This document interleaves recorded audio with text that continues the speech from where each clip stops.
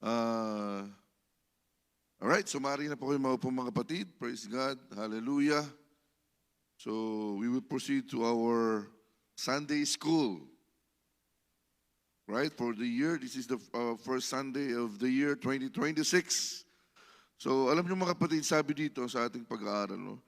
Bago pala tayo makalapit sa presensya ng Diyos, kinakailangan muna natin na magkaroon ng pusong may pagsisisi. No? May repentance tayo sa buhay natin.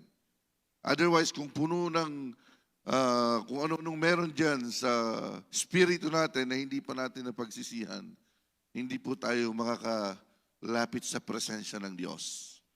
So that's why I choose this teaching, mga kapatid, and we will start for this year with repentance, mga kapatid. Dahil alam naman natin na ang kasalanan, ang naging cause, naging sanhi kung bakit tayo napalayo sa presensya ng Diyos. Alright, so today, we will talk about repentance. Nandiyan na ba yung ating PowerPoint, mga kapatid? Repentance, no? And about face. So repentance and about face, ano ibig sabihin yan, mga kapatid? No? Kung nandito yung kasalanan sa harap mo, so 180 degrees, no? About face ka, no? Tatalikuran mo yung dati mong mga gawi, habitual sin, at haharap ka, susunod ka sa Panginoon. 180 degrees, no? Hindi 360, ha? Kasi pag 360, balik ka ulit doon sa kasalanan mo na ginagawa, no?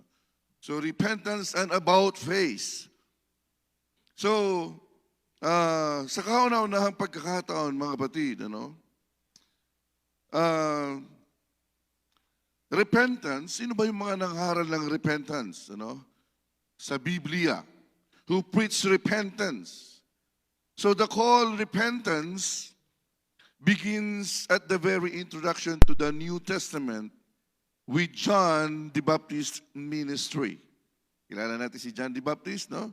Si John's call to repentance was a necessary preparation for the revelation of the Messiah to Israel until Israel had been called back to God in repentance, or their long-awaited for Messiah could not be revealed to them. Kaya nga, ito, ang unang-una ditong mga kapatid ng aral ng pagsisisi ay si John the Baptist. No?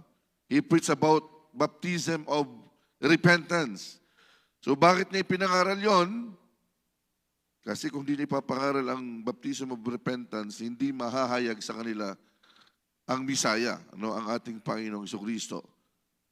Right? Sabi dyan sa Mark 1:3-4, the voice of one crying in the wilderness, prepare ye the way of the Lord, make his path straight. John did baptize in the wilderness and preach the baptism of repentance for the remission of sins. Makita natin dyan, sa ating screen. Can you click on it, brother? Nawala ba yung mga kung sino-sino yung nag-preach doon? Nandun kasi, makikita natin doon yung isang part doon, who preached the repentance, si John the Baptist, no? And later in the first chapter of Mark, we read the first message preached by Christ Himself. Ang Panginoong Hesus mismo ay nangharal din ng pagsisisi, after John had prepared the way before Him. Mark 1:14-15, sabi dito, now after John was put in prison, nung nakulong po si John the Baptist, so Jesus came into Galilee preaching the gospel of the kingdom of God and saying, the time is fulfilled and the kingdom of God is at hand. Repent ye, believe the gospel. So mapansin natin, yung kahalagahan po ng pagsisisi. The first commandment to come from the lips of Christ was not to believe, but to repent. First repent, then believe. Sino mga sumunod na mga nangaral, mga kapatid, ng pagsisisi? The disciples were commanded to preach this message. Yung mga disciples, no? Yan, yung hinahanap ko kanina mga kapatid, no? Si John the Baptist, ang ating Panginoong Jesus, then the disciples, they preach about repentance, no? They preach the men should repent.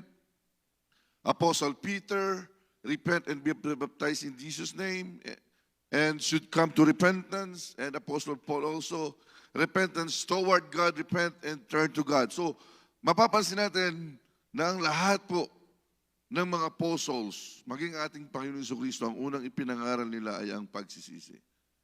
That's the first basic principle, mga kapatid, na dapat malaman ng ating mga believers bago tayo makalapit sa presensya ng Diyos. Kung wala pong pagsisisi sa ating puso, hindi po natin maaabot ang presensya ng Diyos. So, that's why Apostle Peter also wrote in these epistles about repentance. The Lord is not concerning the promise, and some count slackness, but it is long-suffering to usward, not willing that any should perish, but that all should come to repentance. Hindi po hangad ng Panginoong Diyos na ang sino man sa atin ay mapahamak. Ang hangad po ng Diyos na ang lahat ng tao ay magsipagsisi, mga kapatid. So, sinasabi dito na while explaining his ministry to the Gentiles, maging si Apostle Paul, nangaral din ng pagsisisi. Repent and turn to God and do works meet to repentance. Acts 26 verse 20. So without exemption,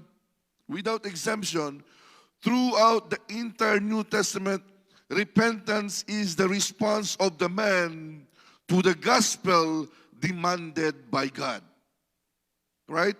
Nothing else comes before it, and nothing else can take its place. So this is one reason why many so-called believers are unstable and insecure. They seek to build without the first of the great foundation doctrines. How can they live for God or please Him without true repentance? Kaya nga mga kapatid, kung walang pagsisisi, no? Nag-build sila ng church, nag-build sila ng gawain, but yung foundation ay wala ang presensya ng Diyos because they never repent from their sins, mga kapatid. So, salvation does not come by teaching. No, only believe Christ and all His apostles preach. So, repent and believe. Kaya mga kapatid, any preacher who leaves out the call to repentance, sinasabi dito, is misleading sinners and misrepresenting God. No? Yung mga preacher na walang pangangaral ng pagsisisi patungkol sa pagsisisi, they mislead people. No, yung mga preaching na sugar-coated, na hindi pinapakilala ang kasalanan sa tao, na puro love lang. Yes, that's true. God is love, mga kapatid. Pero kung hindi mo nire-reveal ang kasalanan ng tao, na kinakailangan ng tao yung magsisi, tumalikod sa kasalanan, naliligaw po yung mananampalataya. No? We lead them into destruction, into damnation, mga kapatid. That's why He commands all men everywhere to repent. In Acts 17:30, ipinag-uutos po na sa lahat ng dako na ang lahat ng tao ay magsipagsisi. Acts 17:30. No? God commanded us to repent everywhere, mga kapatid. So what is repentance? Next slide. What is repentance? So, in the New Testament, the English verb to repent is normally used to translate the Greek verb metanoen. Okay? The Greek word metanoen has one clear, definite meaning all through the history of the Greek language, from classical Greek down to the New Testament Greek. No? Its basic meaning is always the same: to change one mind. Bakit po natin ginagamit yung Greek word? Ano? To understand the meaning of the text, because the Greek word, no, New Testament translated from the Greek word into English, mga kapatid, mas malapit unawain ang kahulugan kapag alam natin yung translation. So, in the New Testament, ang Greek word, no, nasulat, mga kapatid, ang New Testament, the Old Testament, nasulat yan sa Hebrew word, mga kapatid. So that's why mapapansin natin na sa bawat pag-aaral o sa mga iba't ibang teksto, mga kapatid, makikita natin yung translation from Hebrew, from Greek word.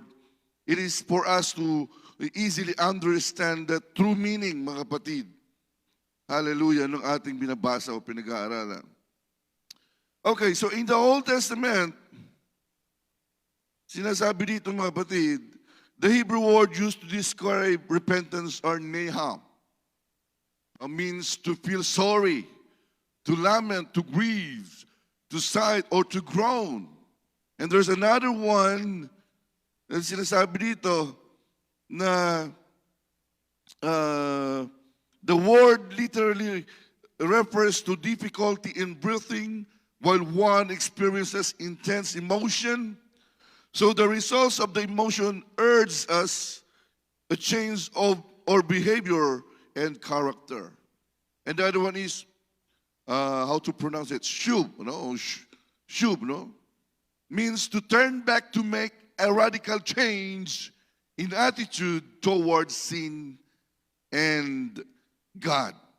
So, pag pinagsama natin yan, mga kapatid, no, the meaning of repentance in the Old Testament harmonizes perfectly with the New Testament meaning, mga kapatid. So, while the Greek word denotes an inner decision and inner change of mind, the Hebrew word denotes the outward action resulting from the inward change of mind. Okay? The act of turning back or turning around. So when we put together the complete picture of repentance is seen, sinasabi dyan, next slide, that repentance is an inner change of mind, right?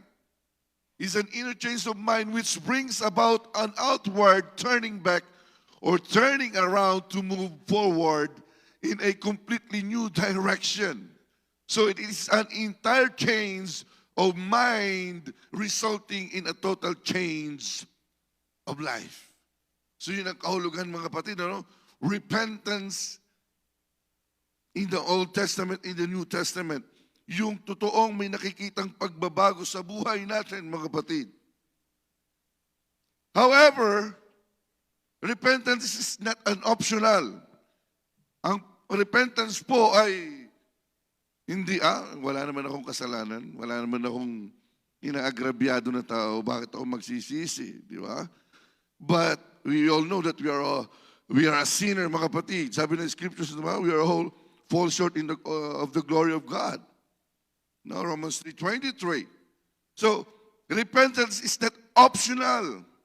Repentance is a direct command from God to all.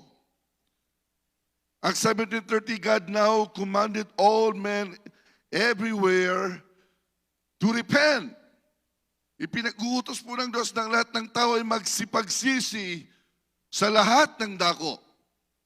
So, it says also here, in meekness instructing those that oppose themselves, if God peradventure will give them repentance to the acknowledging of the truth. 2 Timothy 2:25. Then God also that Gentiles granted repentance unto life. Acts 11:28. So, as this truth begins to unfold to us, we suddenly become concerned about our relationship with God. We see sin in all its ugliness as He sees it, mga kapatid. We realize that our wrongdoing has been a personal insult to God's holiness in love. Di ba, mga kapatid? Kaya yung pagsisisi, it will affect our whole life. No? Sabi ng Panginoon, ang body natin ay templo ng Diyos. Your body is a temple of God. Pero kung saan-saan mo naman dinadala yung templo ng Diyos. Di ba? Pumapasok ka sa beer house, pumapasok ka sa sugalan, pumapasok ka sa trouble, nilulunod mo ang templo ng Diyos sa alak. So, hindi yan makikita sa ating pamumuhay bilang isang Kristiyano ang tunay na pagsisisi. So, finally, sinasabi dito, we acknowledge that our ways of self-dependence and self-government must end. Now, we submit to God. We are ready to have a real king rule over us. Yung tunay na pagsisisi dapat ipasakop natin, no, sa Diyos, yung ating buong buhay. We are willing to have someone guide and direct our lives. And Jesus cannot be Lord of our lives unless we renounce our independence and ask that His Spirit come into our lives and take over. So, this transfer of dependence was considered so basic in the New Testament na pinapag-aralan natin. No? That every apostle, mga batid, they teach about repentance. And sinasabi dito, and even Jesus Christ give us a good example, give us a beautiful example of repentance in His parable of the prodigal son. Jesus give us a beautiful example. Nakita natin, no? That the prodigal turned his back on his father and home to go into a distant land and waste all he had in sin. Diba, alam natin ang kwento. Umalis siya sa kanyang bahay, nagpakalango siya, mga kapatid, no? Sa mga bisyo. And eventually, he came to himself hungry and alone in pitfall poverty. And finally, he made a decision. Sabi niya, I will arise and go to my father. That decision was promptly carried out, and he arose and came to his father, mga kapatid. That's the true repentance. Bumalik siya sa kanyang father, mga kapatid. First, he made inward decision. Okay?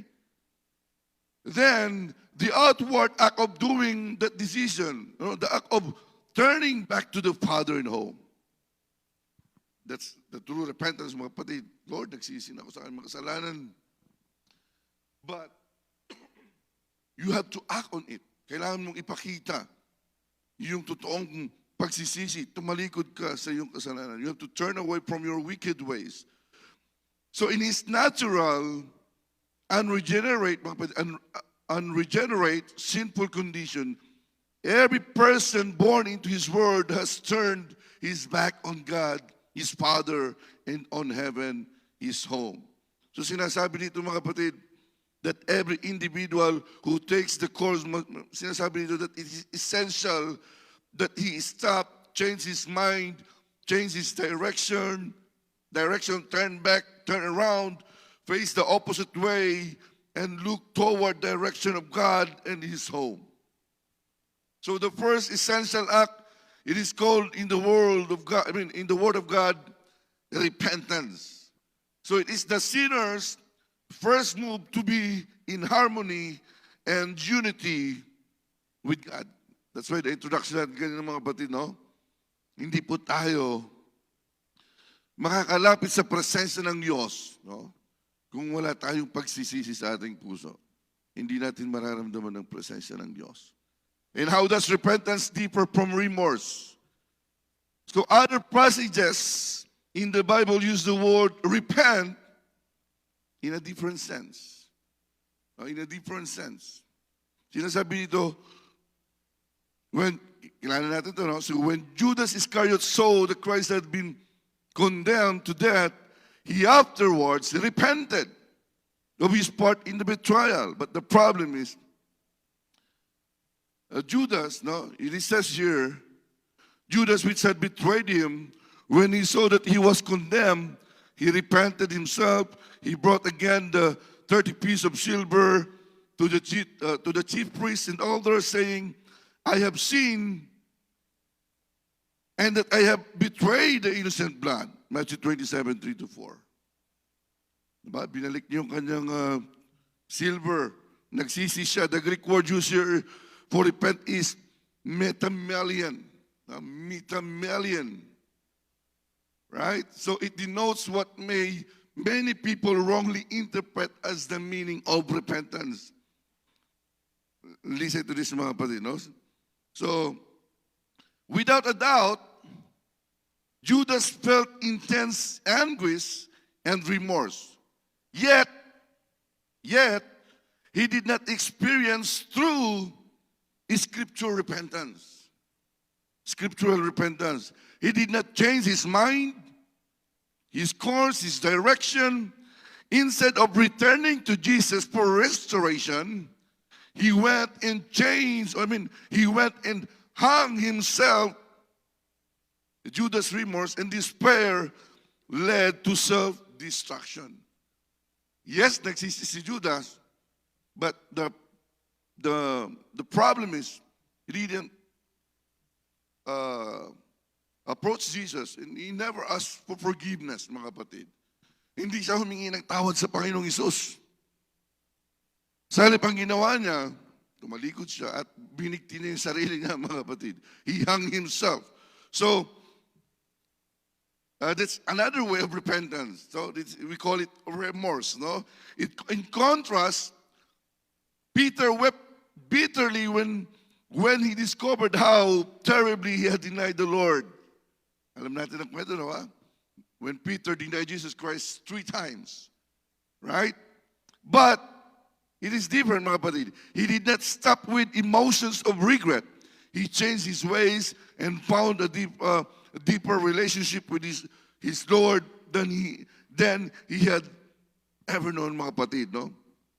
Nagsisi siya sa kasalanan at sumunod siya sa kalooban ng Panginoong Hesus. That's the true repentance. While Judas, nagsisi nga siya pero hindi naman siya bumalik sa Panginoon, humingi ng tawad at sa halip, nagpakamatay siya, mga kapatid. And there's another tragic example of improper repentance. No, si Esau, no? By despising his bride, alam natin, binenta ni Esau yung kanyang birthright. Then, the next is, humihingi uli siya ng blessing kay father niya Isaac.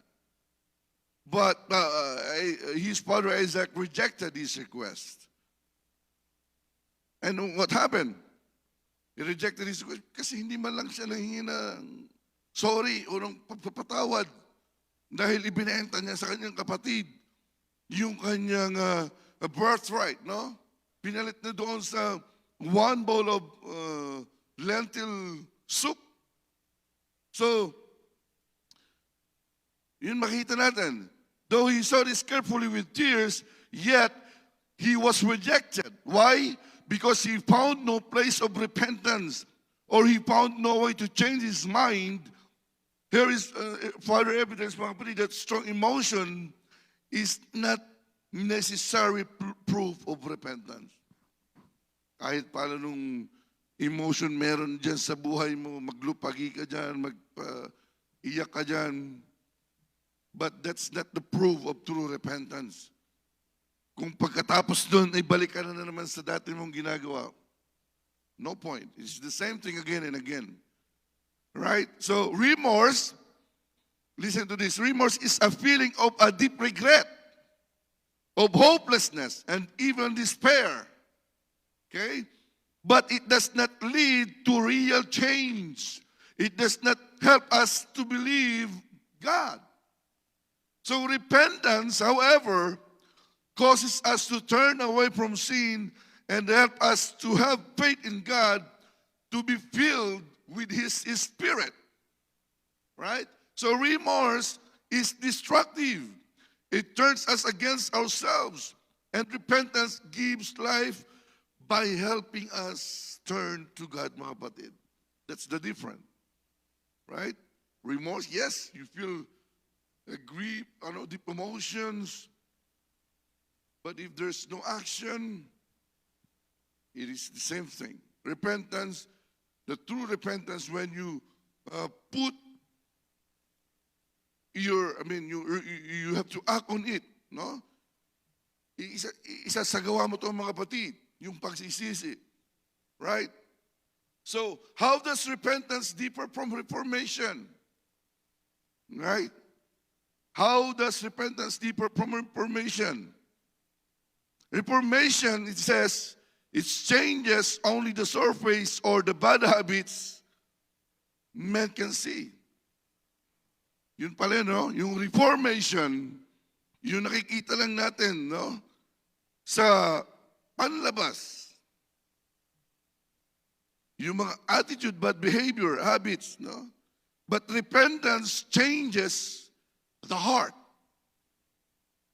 So repentance, it will start from inside, from your heart. It will change your heart, your mind. While reformation, hindi na ako, it is good also na magbago yung outward mo. But the scripture says, for what he thinketh is he, so is he. So maaaring iba yung outward mo, pero lalabas kung ano talaga yung totoong nasa puso mo. So the true repentance, it will start from inside. Inside. It will change from inside. Mga kapatid, to change our mind. So why it is so important that we repent? Bakit napakahalaga po na tayo ay magsisi? Sabi ko nga, mga kapatid, hindi tayo makakalapit sa presensya ng Diyos. Kung wala ang true repentance, we cannot come closer to God. No? We cannot build a true relationship with God. Mga kapatid, if we never if we never obey His word, if we never repent from our wicked ways. So God wants so much for us to realize the seriousness and gravity of sin. We all know that from the beginning, mga kapatid, our relations was broken with God at the beginning because of Adam and Eve. They chose to obey God, disobey God, mga kapatid. So man was created for God's pleasure, but both and his fellowship with God and his ability to serve God were lost through that first sin. Okay?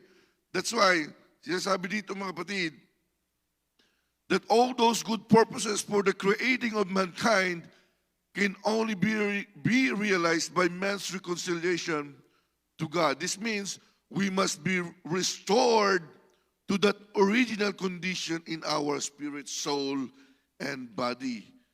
And we call this restoration salvation. All right? So, the next slide. No? Last na yata yan.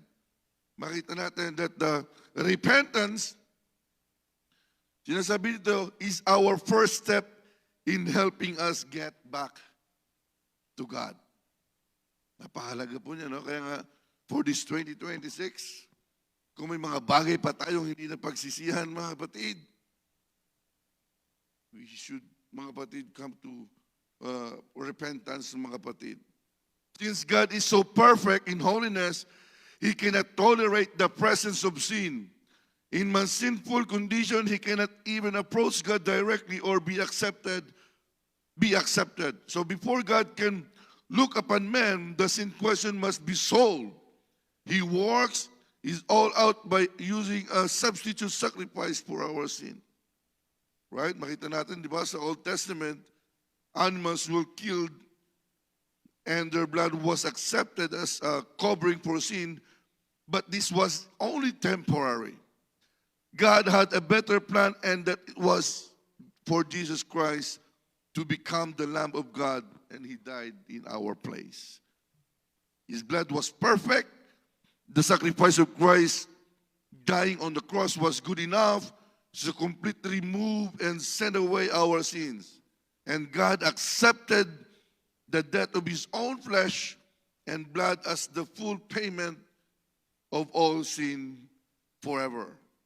2 Corinthians 5:21, for He had made to be sin for us, He knew no sin, that we might be made the righteousness of God in Him. Praise the Lord.